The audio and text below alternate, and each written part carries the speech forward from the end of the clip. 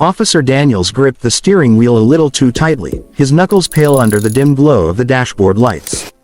The night was unusually quiet for this part of the city, a lull that always made him feel more on edge. Somewhere in the distance, a train rumbled across the tracks, the metallic clang echoing faintly between the buildings. He hadn't meant to stay late at the precinct, but paperwork had piled up, and he was already exhausted, running on a blend of fatigue and lingering frustration from a tense call earlier that evening. He glanced in the rearview mirror and noticed a sleek black SUV tailing him a little too closely. A prickle of suspicion ran down his spine. Figures, he muttered under his breath, tapping the brakes slightly to see how the driver would respond. The vehicle didn't back off. Daniels frowned. His mind raced through scenarios: reckless driver, DUI, or just someone testing his patience. His eyes narrowed as he considered what he had just seen, the SUV weaving slightly, its turn signal flickering like a nervous heartbeat. The driver's hands weren't visible, the interior shadows hiding any clues. Daniels shook his head, a tight, bitter laugh escaping his lips. Another one. Can't even follow the rules, can they? He slammed the radio mic down, signaling dispatch, and muttered his usual line.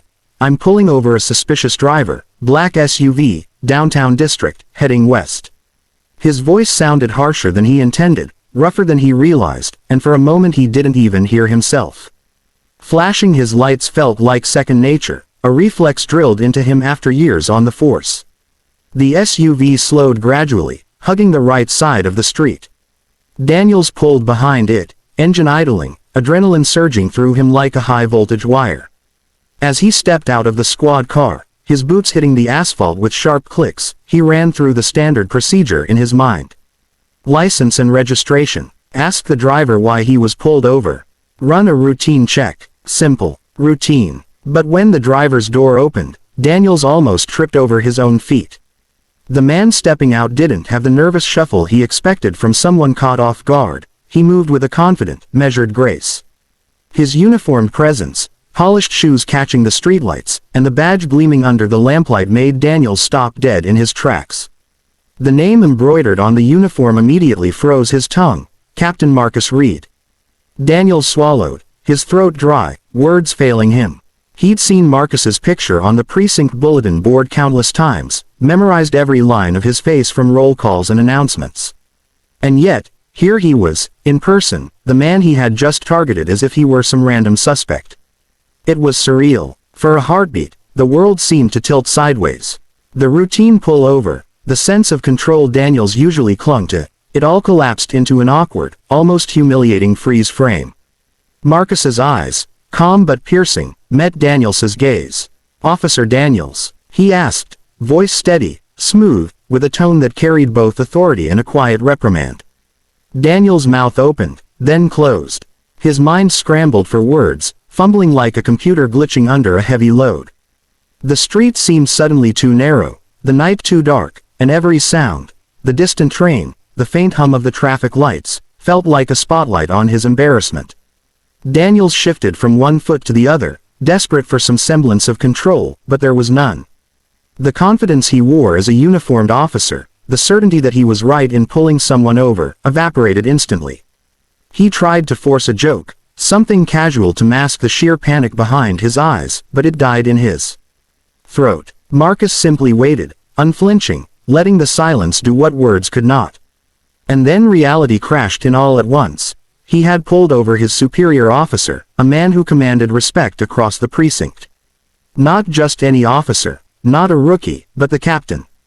Daniels felt the heat rise to his face, an uncomfortable sting that mirrored the pounding of his heart. Every protocol he had learned, every piece of training drilled into him, seemed useless now. The situation was no longer a simple traffic stop.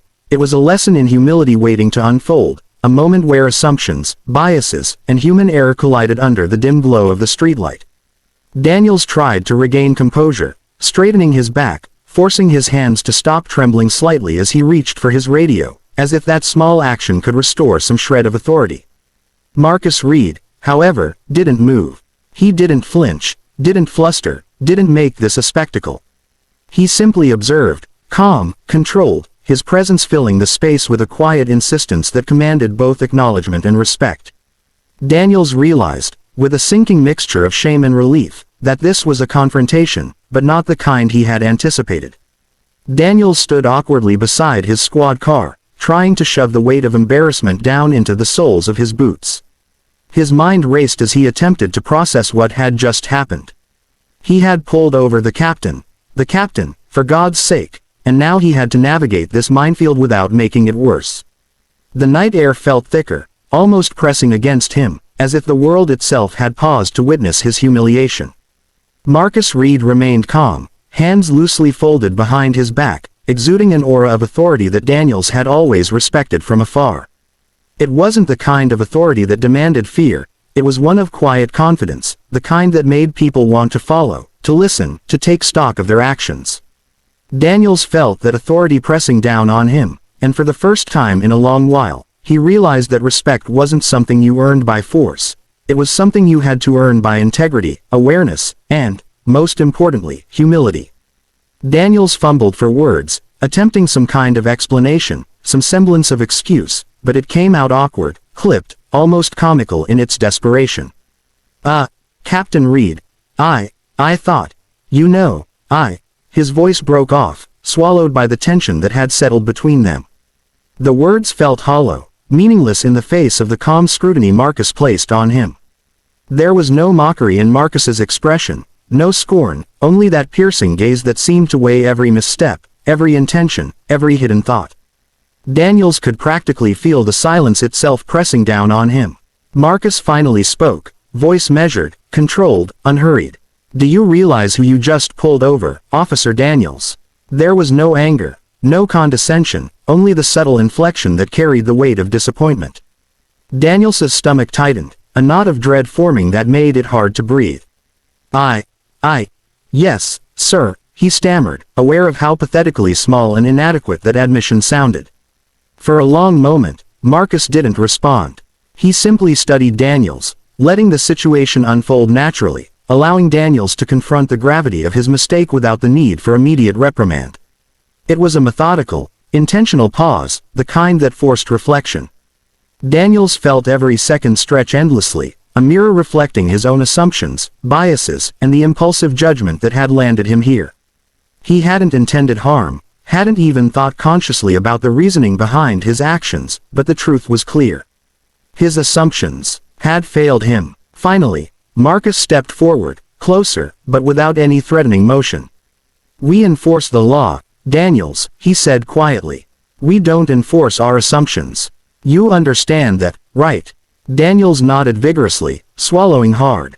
Yes, sir, completely, sir. He felt a flush creeping up his neck, a mix of shame and relief. Marcus wasn't humiliating him, he was teaching him.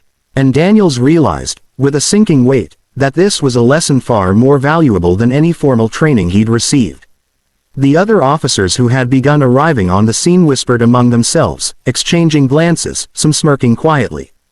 Daniels could feel their eyes on him, their judgment slicing through the night air. But Marcus didn't acknowledge them. He was singular in focus, his attention unwavering.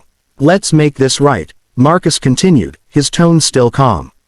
We're going to handle this traffic stop properly. Step aside, and let's do it by the book. No shortcuts, no assumptions, just procedure. Daniels stepped back, shaking slightly, and handed over his flashlight and notepad as Marcus directed. The captain moved with a smooth, professional ease, taking the lead in a situation that Daniels had believed he controlled. Marcus checked the license, ran the registration, verified insurance, all the while explaining each step quietly, almost conversationally, as if teaching Daniels through the act itself rather than through verbal instruction alone. Daniels watched, humbled, noting every careful gesture, every professional movement. He felt as though he were observing a masterclass in patience, precision, and authority. As Marcus worked, Daniels realized something else. The fear, embarrassment, and tension he had been carrying weren't just about being caught making a mistake. They were about confronting his own biases and assumptions, about seeing how quickly snap judgments could undermine professionalism and integrity. He thought about the moments in the past when he had assumed, when he had acted without reflection, and suddenly, the weight of responsibility felt heavier than any reprimand could impose. By the time the paperwork was completed, the air had shifted. The tension that had pressed down on Daniels all night began to ease slightly, replaced by a quiet sense of accountability. Marcus handed the documents back with a small, almost imperceptible nod. "Learn from this, Daniels. Every time you step into that car, you're representing the law. Not your opinions, not your assumptions, the law." Daniels swallowed, nodding again, more convincingly this time. He understood. He truly understood. As Marcus returned to his SUV and drove off, Daniels remained on the curb, staring at the taillights fading into the night. He felt humbled, chastened, and strangely grateful. A routine traffic stop, one he had believed would be simple and procedural, had become a lesson he would never forget. A lesson in authority, in composure, and in the danger of unchecked assumptions. Daniels watched the taillights of Marcus Reed's SUV fade into the distance, feeling a strange emptiness in the quiet street. The adrenaline that had kept him alert all evening began to ebb, leaving him raw and contemplative. For the first time in years, he wasn't thinking about arrests, citations, or the next call. He was thinking about himself, his actions, and the assumptions that had brought him to this moment. The realization hit him like a cold wave. He had been quick to judge, quick to act, and slow to reflect. The weight of that awareness made him swallow hard, his throat tight with both shame and something else, something unfamiliar but vital, clarity. He leaned against his squad car, running a hand through his hair as he replayed every detail of the encounter. How calm Marcus had been, how measured in speech, how steady in every action. He hadn't yelled, he hadn't belittled, he hadn't embarrassed Daniels in front of the arriving officers. Instead, Marcus had guided him, taught him, shown him the gravity of his mistake without ever raising his voice. That was leadership, Daniels realized, not authority fueled by fear, but authority guided by integrity. The other officers lingered at a distance, whispering quietly among themselves. Some exchanged knowing looks, some tried to suppress smiles, still catching the humor of the situation. Daniels ignored them. He didn't need their judgment. He had already judged himself harshly enough. His mind drifted back to the words Marcus had spoken during the traffic stop. "We uphold the law, not assumptions. Check your bias before your badge." Each syllable seemed to echo inside him, a mantra he could not shake. He repeated it quietly, almost to himself, feeling its weight. For the first time, Daniels reflected on what Marcus had meant.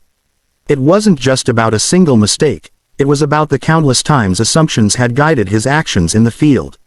The people he pulled over, the calls he had responded to, the snap judgments he had made without pause, all had been colored by biases he hadn't fully acknowledged. And now, confronted by Marcus, he saw the consequences not as theoretical, but as real, tangible, and humbling. A flicker of gratitude passed through him. Marcus could have made this encounter humiliating, a spectacle for the precinct, a cautionary tale told at roll call. Instead, he had chosen a different approach. He had taken control not through dominance, but through example, showing Daniels how to confront mistakes and assumptions with dignity and self-awareness. Daniels realized that true authority wasn't about the badge, the title, or even the uniform. It was about the way you carried yourself when everything else falls apart. He leaned back, exhaling slowly, letting the tension in his shoulders ease for the first time that night.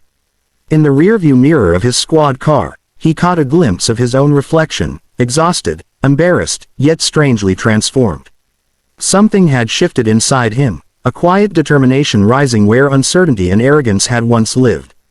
He knew he wouldn't forget this night, wouldn't forget Marcus Reed's calm, measured lesson, and wouldn't forget the way it had forced him to confront his own shortcomings. Pulling himself together, Daniels started the squad car and drove back toward the precinct. The streets were still quiet, but he noticed details he had never paid attention to before. The glint of streetlights on wet asphalt, the distant hum of a city that never truly slept, the way shadows stretched along brick walls. Everything felt sharper, more alive, more real. It was as if seeing Marcus Reed in that calm, composed authority had opened his eyes not just to himself, but to the world around him. When he arrived at the precinct, he parked and sat in silence for a moment, staring at the building. He thought about what he would say to his fellow officers, what he would do differently in the future. He realized that this encounter had given him more than just humility. it had given him a framework for how to act, how to think, how to lead even in small, everyday moments.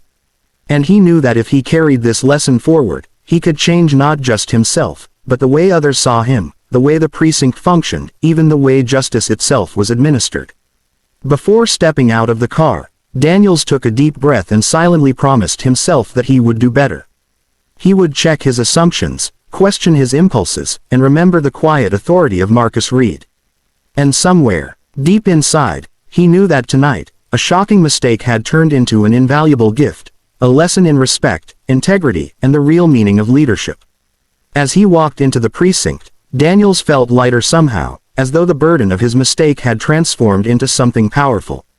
The hallway lights reflected off the polished floor, and he felt ready to face the next call, the next challenge, with a clarity he had never known before. Marcus Reed had left the scene physically, but his impact lingered like a compass, guiding Daniels toward a better, more conscious version of himself. And for the first time in a long while, Daniels felt he was exactly where he needed to be.